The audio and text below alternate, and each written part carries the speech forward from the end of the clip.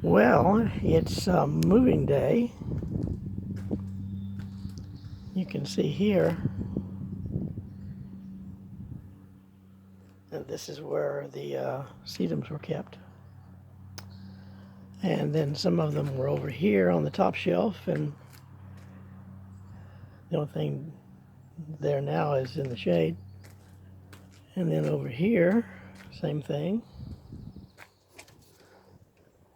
Just a few sun lovers in the shade of this plexiglass, and then same sort of deal down below there.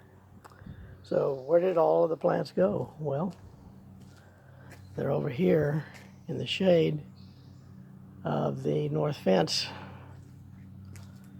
So we've got, I can get out of the sun here, miniature salvia officinalis and the Highway 20 spur spathulifolium, and then the big dasyphilum major from Jose Guerrero.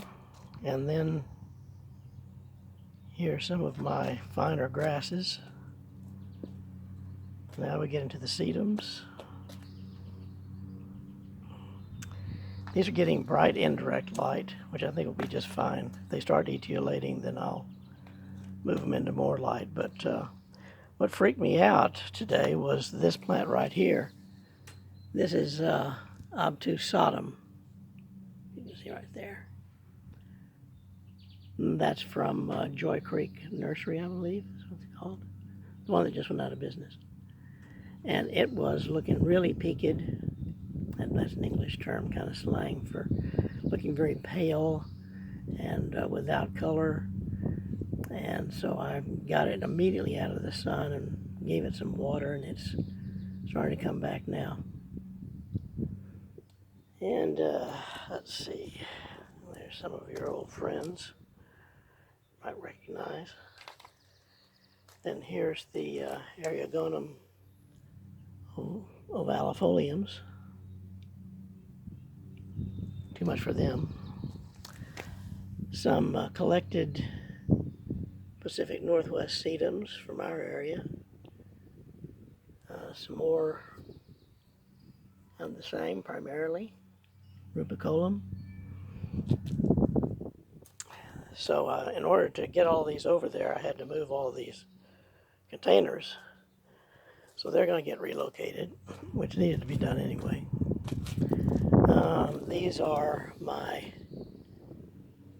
Cicericium californicums, still blooming, by the way. See a little bloom there. Some of the Bowman Beach strawberries, and even this one was cratering, if you can see that right there. Some of the leaves are just plain dead, but there's still a few coming out in the center and the apical meristem, and so that's another example of how tough these strawberries are. And then my main flat of strawberries that I still haven't used. And then my mondo grass, dwarf mondo grass. These were going to be a border in the SDF, but a rabbit had other ideas.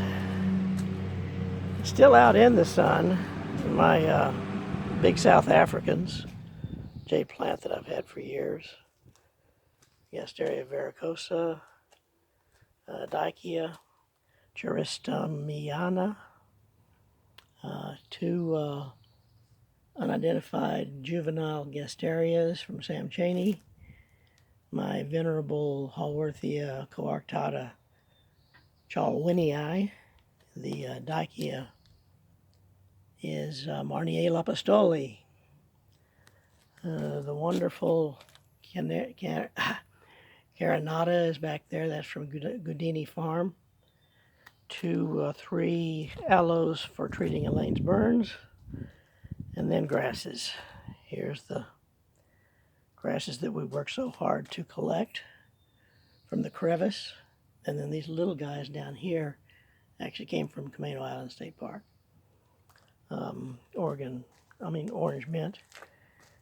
These are my Carex pansias that I had to collect, or had to order. a bamboo that hasn't been planted yet. It's just beginning to start getting established again. It came from an on the farm. It's Fargesia robusta. And then over here are the Fort Abbey fragilis. And over here are the upper Midwest fragilis from Iowa, Michigan, Wisconsin, etc. I'll probably wind up moving them too, because up against the house like this, they're getting twice the amount of heat that they would normally get just out in the open. So that's kind of it from here. And with the writing more starting up again, I think I'll just stop for now. Oh, by the way, here's the Sedum nessioticum that I took some pictures of last night. Okay, well, that's it for now. Thought you might be interested in this. It's a change of the seasons.